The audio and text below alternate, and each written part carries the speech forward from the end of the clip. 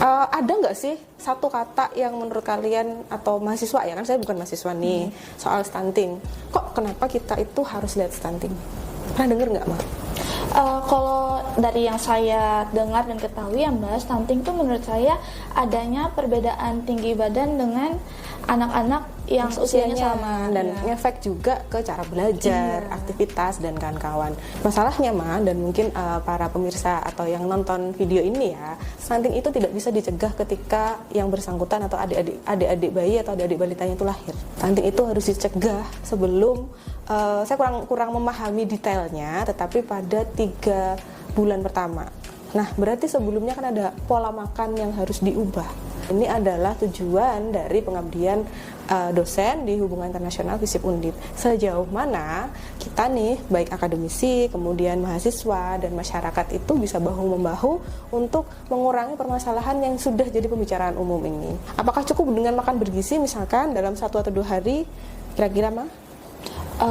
Itu harus setiap hari sih, setiap hari kan, dan kesadaran untuk bikin inilah yang bukan tipe Roro Jonggrang ya, sekali bikin langsung des jadi gitu. Nah, tujuan dari pengabdian masyarakat dosen di Departemen Hubungan Internasional ini adalah menguatkan pemahaman masyarakat dan juga kami nih akademisi tentang masalah stunting. Pencegahannya tidak hanya via dari posyandu atau yang lain, tetapi juga bagaimana menciptakan menu makanan gizi seimbang. Salah satu yang kami usahakan adalah mendatangkan salah satu narasumber yang memiliki kompetensi di bagian gizi, salah satu dosen dari Departemen Gizi di Universitas Diponegoro juga. Sebelum kita bikin demo masak mungkin kita akan diskusi dengan beberapa ibu-ibu ataupun pemangku kebijakan di level desa serta pengelola PKK di Kelurahan Jabungan. Ini akan menjadi salah satu titik temu ya, biar pengabdian kita ini tidak di kotak atau di bubble kita nih, Ma. Nanti kan Ama juga bisa melihat bagaimana kesusahan ya ibu-ibu ini untuk menyiapkan beberapa makanan bergizi seimbang tapi yang juga ekonomis. Oke. Ini ya Bu, untuk stunting di Kelurahan Jabungan itu dulunya 25 anak. Nah, sekarang sudah menurun menjadi 22 dalam tahun ini sudah menurun 22 anak. Dia lulusnya karena lulus dari usia 5 tahun ya. Dari 5 tahun berarti kan sudah lulus itu. Kendalanya di sini anak-anak itu kelihatannya dia itu lincah. Jadi dia itu anaknya lincah. Ya biasa normal seperti anak-anak yang lain. Tapi kok dikatakan stunting mungkin dia jarang untuk menimbang. Jadi yang dikatakan tadi biasanya kan nimbangnya kurang teratur. Jadi bulan ini nimbang, bulan besok tidak. Daerah di Jabungan itu anaknya pada lincah yang dikatakan stunting. Memang badannya agak kecil. Ya, dibanding teman-teman ya. Tapi dia geraknya cepat untuk makan. Ya, dia mau. Kebanyakan kadang orang yang mampu. Keluarganya kalau dikatakan stunting tidak mau. Oh, ya itu juga mungkin stigma juga ya Bu. Masa putraku di stunting gitu. Ya, ada kan seperti itu. Itu juga kendala ya Bu. Ya, padahal kan bukan maksudnya Ibu untuk ya memberikan label stunting atau tidak stunting, itu kan dari ukuran dari dinas dan dibagi dulu. Makannya juga banyak juga. Makanya tidak sembarangan, tidak mampu. Mama di Jabungan memang ada yang benar-benar tidak mampu dengan kondisi seperti itu. Jadi ya ada numpuk Ibu ya. Ada yang mampu dikatakan stunting, ada memang dia butuh dikatakan stunting. Stunting itu biasanya kan terjadi sebelum ibunya ini mengandung, sebelum si adik itu lahir gitu. Nah, apakah waktu di program-program di PKK itu ada penyuluhan buat ibu-ibu yang mungkin sedang di semester pertama atau sedang program hamil atau mungkin sudah ada tapi ada kendala? Kalau di Kelurahan Jabungan itu memang untuk bumil yang kek ya Bu, itu kan berarti itu kurang gizi apa kurang apa, memang kita sudah ada penyuluhan. Kita dari Dinas Puskesmas juga ada PMT untuk bumil tersebut. Terus kita juga sudah ada penyuluhan dari Puskesmas, dari PKK gitu. Makanannya juga dia bergizi. Tapi ya memang kondisi seperti ibaratnya apa ya? Pawaan ya Bu. Enggak gawan bayi, pawaan ibunya. Ya, anjir. Menu ya mungkin ada sebagian Bagian misalkan kayak ya karena repot akhirnya ya udah goreng telur, dia sukanya apa instan, telur sama mie gitu. buat bekal biasanya kotak itu. Ya, biasanya anak-anak tuh sukanya telur Ya. sama ayam, Sama sudah ayam. dua tor itu. Kalau daging sapi Ya, dia mau belum. pokoknya kalau nggak ayam nih ini ya. Ayam telur wis. Ayam habis. telur. Nah, padahal kita kan bosan ya, tapi anak-anak nggak pernah bosan.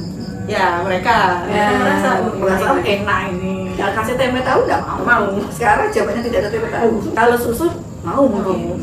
Kemarin aja yang kita kan sekarang kan ada program apa genteng ya Bu?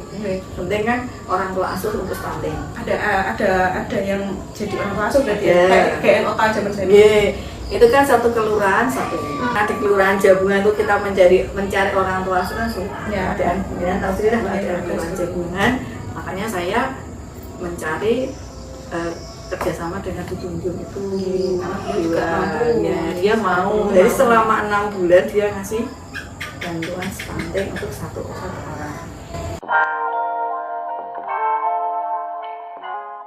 Kalian ada satu atau dua kata yang menurut kalian relate dengan stunting nggak? In your age. Mungkin kalau dari saya stunting berarti kurang makan bergizi. Kalau lu? Aduh, ini nggak Gen Z banget, tapi stunting itu rootnya bisa dari ketimpangan sih mbak. Kamu lagi ngerjain apa nih Ul? Tiba-tiba ngomongin ketimpangan Ul. Ada pikiran nggak kalau stunting itu terjadi di era anak atau bayinya itu baru lahir atau malah sebelumnya? Dari kacamata orang awam yang saya lihat itu dari masa pertumbuhannya. Jadi ketika dia mulai dari dia lahir sampai dia bertumbuh itu yang ngedefine apakah nanti anak ini nih kemungkinan stunting atau enggak gitu.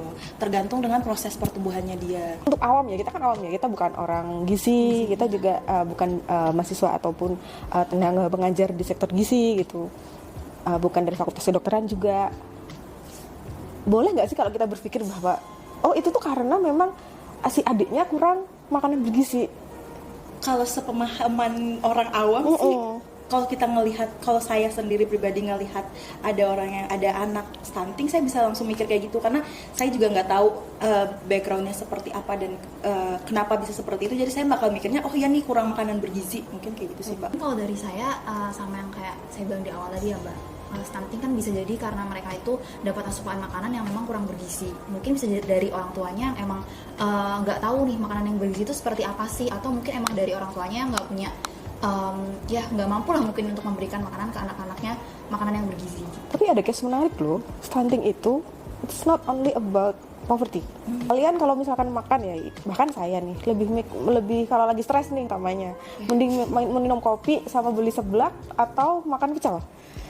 Minum kopi Sama seblak kan. Berhubung temuan-temuan terbaru tentang stunting nanti juga kita tampilkan ya di referensi ya. Itu nggak semuanya salahnya tubuhnya si adik bayinya loh, tapi di ibu ketika hamil. Nah tapi masalahnya apakah kita harus ngasih point of view ya udah berarti itu urusannya ibu-ibu aja? Kira-kira menurut kalian gimana? Bisa sih Mbak, mungkin kebiasaan itu bisa kebawa saat mungkin udah di usia yang emang siap punya anak, jadi kayak lebih ke memikirkan diri sendiri daripada memikirkan anak yang ada di dalam kandungannya. Kan bisa jadi seperti itu karena habit yang emang udah terbentuk gitu kan dari masa remajanya seperti itu. Ya berarti kuncinya kan nggak cuma satu faktor. Kalau kita desain program pengabdian yang gender ini ya, ketika ngobrol juga dengan ibu-ibu PKK-nya, fakta menariknya malah yang kena stunting itu walaupun tidak banyak ya di kelurahan yang jadi mitra kita di Jabungan, bukan berarti ini hanya satu masalah anak-anak doang. Kedua, bisa dalam tanda kutip orang berpunya loh. Tapi ini juga lifestyle.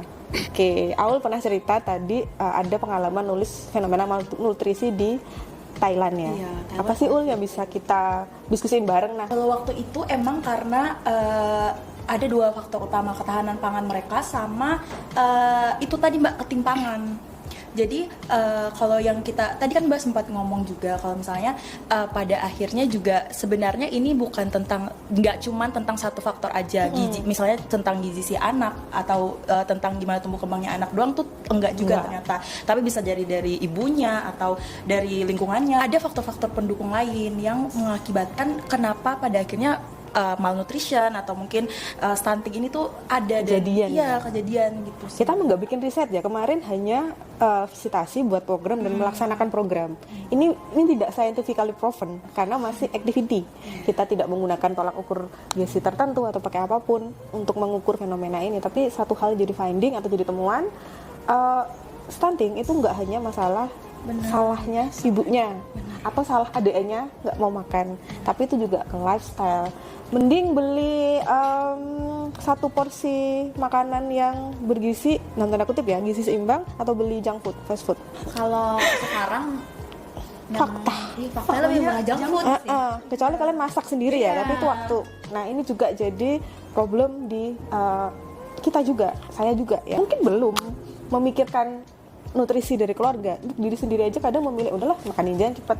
Nah fenomena stunting itu tidak hanya berfokus di 1, 2, 3 faktor aja, tapi multifaceted. Nah pengabdian kami bertujuan untuk membuat sebuah desain makanan sederhana, barangkali berguna untuk komunitas yang menjadi mitra kami. Jadi modul atau buku yang kami susun ini tidak hanya resep, tetapi gimana caranya sih dalam 1 minggu at least 2-3 kali lah ada gizi seimbang tadi. Karena nggak cuma waktu ya, tapi juga harga. Oke, terima kasih. Kita akan bertemu di sesi selanjutnya dari video ini. Terima kasih.